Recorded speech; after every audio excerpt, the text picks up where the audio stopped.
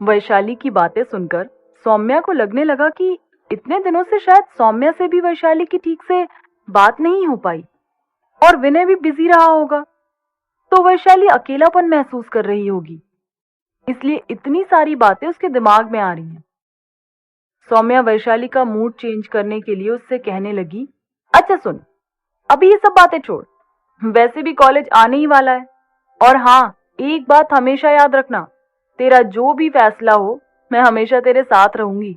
तुझे कभी भी मेरी हेल्प की कोई जरूरत पड़े तो आधी रात को भी बोल देना। वैशाली ने मुस्कुराकर सौम्या को देखा और कहने लगी, आई नो यार, ये कोई कहने की बात नहीं है।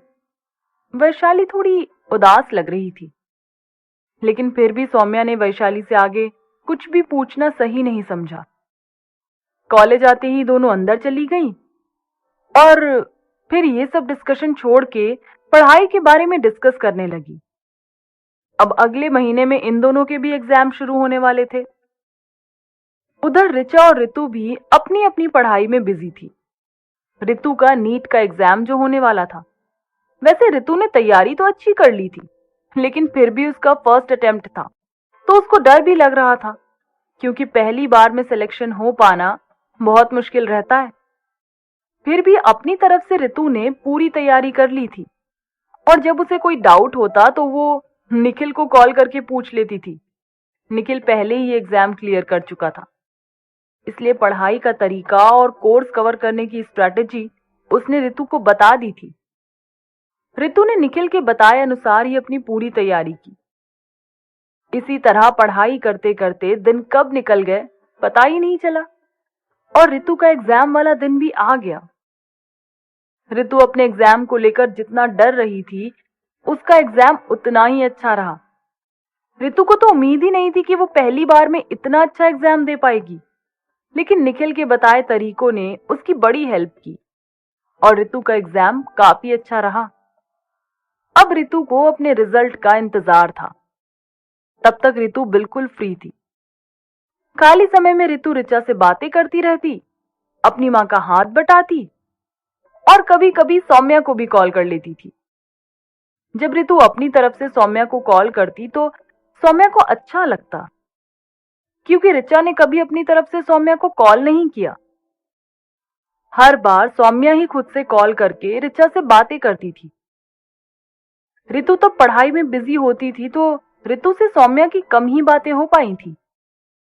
अब तो ऋतु बिल्कुल फ्री हो चुकी थी, तो वो आए दिन सौम्या से बातें करती और शादी की प्लानिंग करने लगती। सौम्या को भी ऋतु से बातें करना अच्छा लगता था। वैसे भी अब साहिल तो थोड़ा बिजी रहता था अपने आने वाले एग्जाम के चक्कर में, तो सौम्या ऋतु से ही बातें कर लेती और इन लोगों के बचपन की बातें पूछती रहती। साहिल की पुरानी बातों को सुनकर सौम्या को बड़ा अच्छा लगता। ऋतु अपने बचपन के कई किस्से बताती, जिन्हें सुनकर सौम्या खुश हो जाती। ऋतु घर में छोटी थी तो थोड़ी शैतान भी रही थी, जिसके चलते कई बार साहिल को उसकी शैतानियों की डांट खानी पड़ी थी। जब सौम्या उसकी बातें सुनती तो उसे जैसे सारी चीजें सामने दिखने लगती। वो हर एक इंसिडेंट को इमेजिन करती। ऋतु की बातों से सौम्या को ये तो समझ में आ गया था कि साहिल बहुत जिम्मेदार रहा है शुरू से ही, और अपनी दोनों बहनों को बहुत प्यार करता है। इसलिए गलती किसी की भी हो, खुद डांट खा लेना उसको मंजूर रहता था बचपन से ही।